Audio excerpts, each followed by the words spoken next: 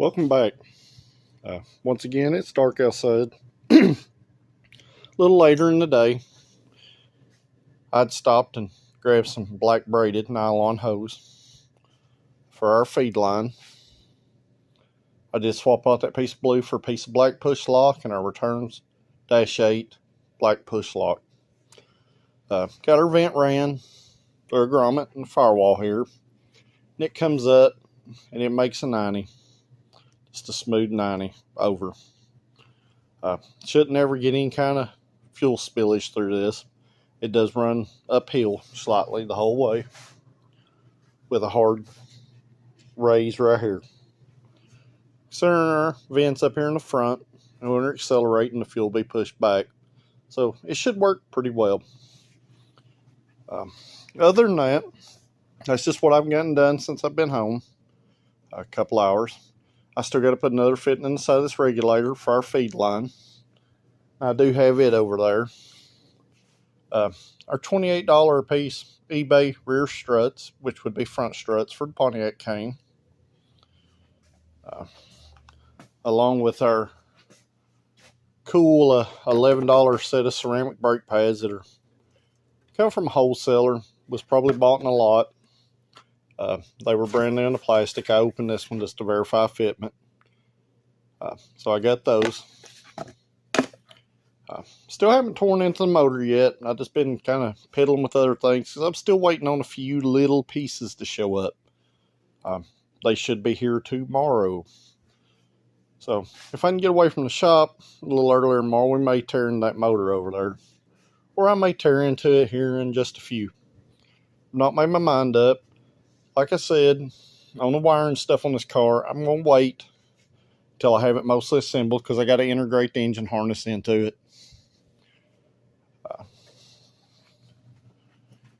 In case you missed our last video, we got the dash in. It's just kind of bolted in for now. Our shifter, seat, and pedals down there are all ready to go. Do got some brake line to run brake lines on it. Like I said, I am going to replace all the factory ones. If you like this cheap, low budget, try to make it nice stuff, hit that like button down there right now. I'd appreciate it. And once again, I want to remind everybody in the first half of this video, 500 subscribers, I'm going to give away some kind of cool collectible. Not sure what it's going to be yet. When we hit 500, I'm going to pick something. And it'll be super cool. And when we get to 1,000, I'll give away something bigger that's even cooler. So, let's get busy and see what we can get done tonight. I was digging through my fittings here. Had a box of this stuff, and you still see I still have a box of this stuff down here. Just from building cars over the years. I've kind of collected a large assortment of stuff like that. Got our feed line right here. This is a black nylon braid. I got her fitting, putting our fuel pressure regulator. When I get ready to run the fuel line, it's going to go straight down upper exhaust tunnel there. And like everything else in the car, it's going to terminate out the center and the back. Got a little extra line. Should reach the fuel rail, no problem. We'll find out when we get there. But I think for now, the car's pretty well at a stopping point. I'm going to move some stuff around in here and see if I can get this motor at least start to tear it down. That way when I go to the shop tomorrow, I can put some of this stuff in the parts washer and let it soak. And maybe it'll be clean by the time we come home. Because I assume this motor's probably not super clean inside. Even though I know it's been maintained. Most of the time it's been at a Valvoline quick lube place. You know, you kind of get what you get with that stuff. So, I'm going to start tearing into it. Be right. Well, here we go. I started tearing the coil pack off. I'm going to start getting this intake off. So, watch along with me. This is going to be a little fast forward video right after this. So, I'm going to fast forward from here. Let's see what we can get tore down tonight.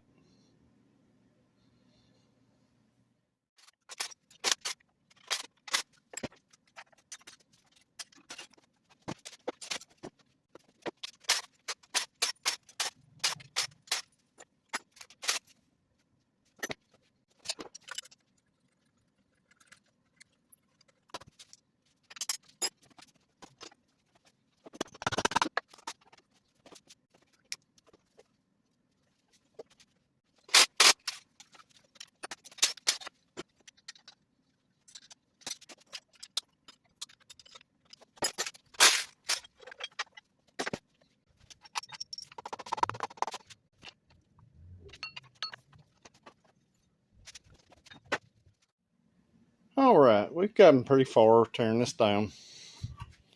Got our upper plenum off, our alternator bracket, and those two water elbows that are always plastic on these things that break. These have already been replaced with aluminum ones. I'd say plastic ones broke sometime in its life. So for our next thing, what we're going to take off, we're going to start taking the intake bolts out. Then we'll take both these valve covers off right here. And after that, we're going to take this EGR valve off the block. Make a couple of plates for that. I'll have to tear all the frontal accessories off because we are putting a timing chain and an oil pump in it. But for now, tonight, like I said, it's getting pretty late. I'm going to pull the valve covers and the intake off because I'm going to let this intake soak in parts washer along with the valve covers. So, let's get back busy.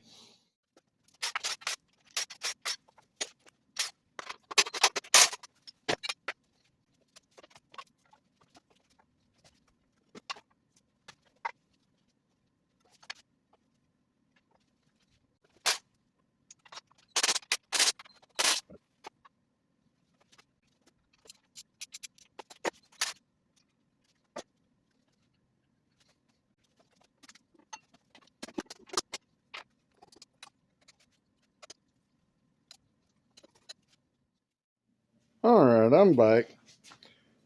As you can see, it does have quite a bit of sludgy stuff in here. That's usually what you get with your quick oil change places, your quick load places. It's not horrible. We do have some creatures growing out of the coolant jacket. I'm not real sure what this is. Whether it was a piece of gasket or some kind of stop leak or something. I did find one rounded off bolt in the intake. I did get it out. Yeah, we got some funky stuff growing over here too. So I don't know if somebody's been in this before. I can't remember if GM gaskets were green. But it is common to have to replace intake gaskets on a Series 3. Along with those two elbows and valve cover gaskets, which is severely needed. I did pre-clean this motor up, if you caught it in one of our earlier videos, just to kind of pre-degrease it.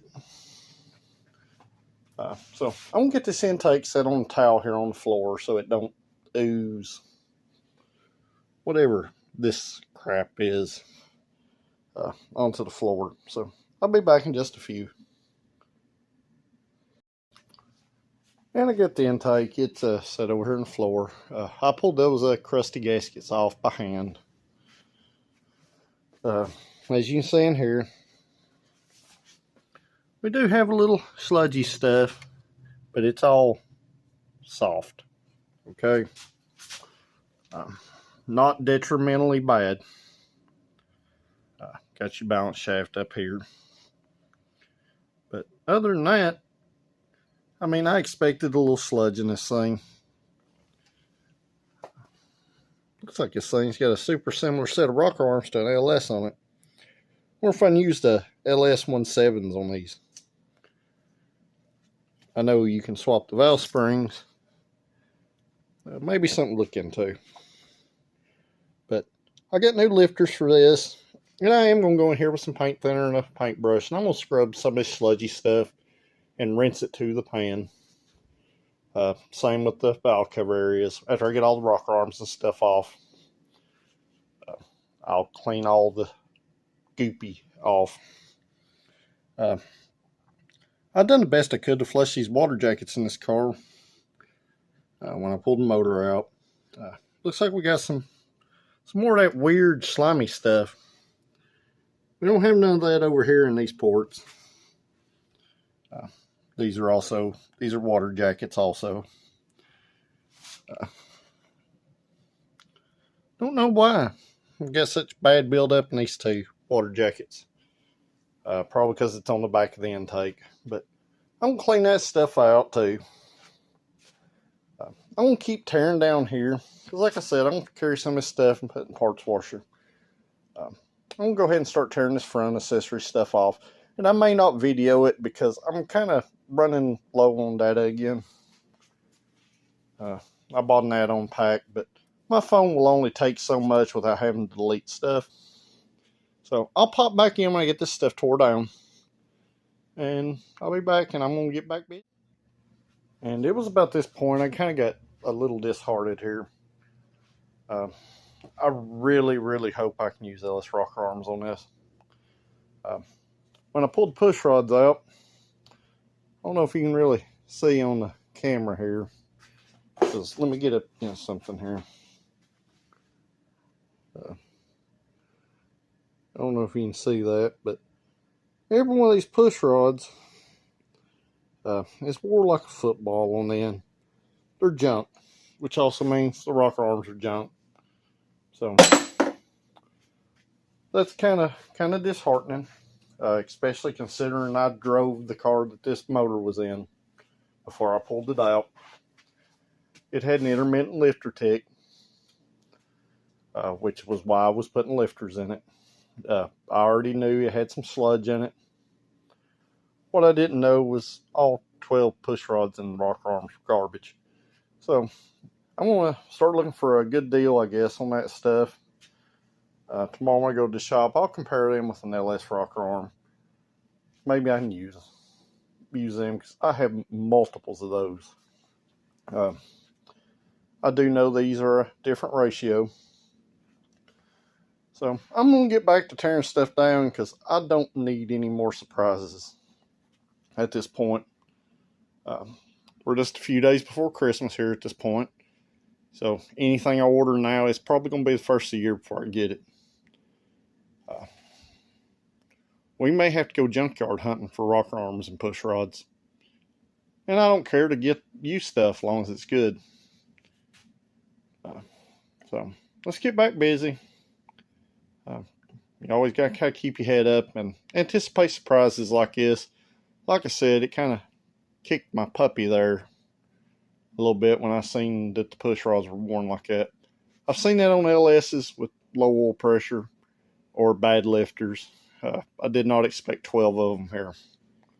So, surprise. Well, I got about as far as getting the water pump off of it and making a water mess on the floor. I'm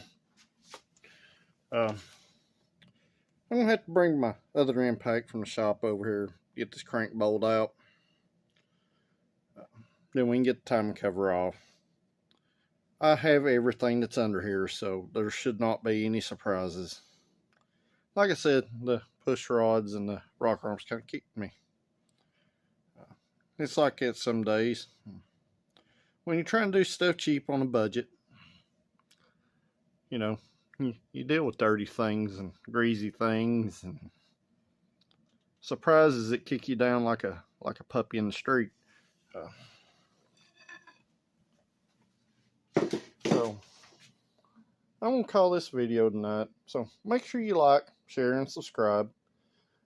If you like this low budget stuff, you know, kind of digging in nastiness and what have you, which I knew this was like this.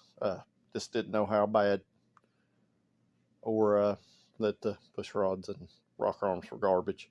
So if you'd like, share, and subscribe to these videos, I'd appreciate it. And we'll see you tomorrow.